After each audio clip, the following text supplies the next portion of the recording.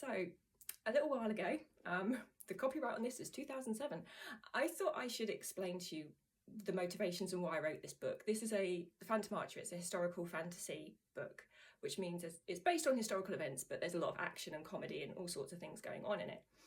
I've never really talked about the reasons why I wrote this book, and I thought it was about time I shared it with you, because it's not something I really talk about that much. The reason I wrote this book was in many, many ways to deal with losing somebody. So amongst all the action and comedy and all of the fun of historical fantasy adventure, there is a serious note in my books about what it's really like to lose somebody. And do you know what? It's a fact of life. We know it happens. But it's horrible. And life is just never ever the same after you've lost somebody.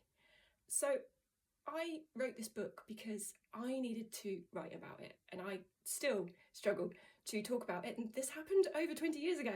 So it tells you grief is never a thing that is easy to deal with, ever. So if anyone ever says to you, oh, you're not over it yet, feel free to just hit them with a book. I mean, it's quite useful. I always use a bit of comedy.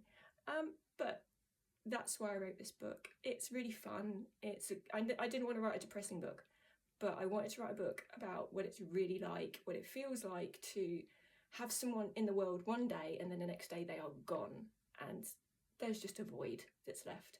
So I put little bits of that in this book because it helped me, and I really hope that maybe someday, someone out there, it will help you to learn how to laugh and have a bit of fun, but also that you're not alone. We all go through rough stuff, and sometimes it's good to lose yourself in a book.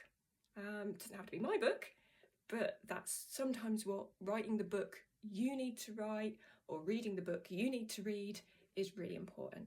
Okay, so I will see you on the next video.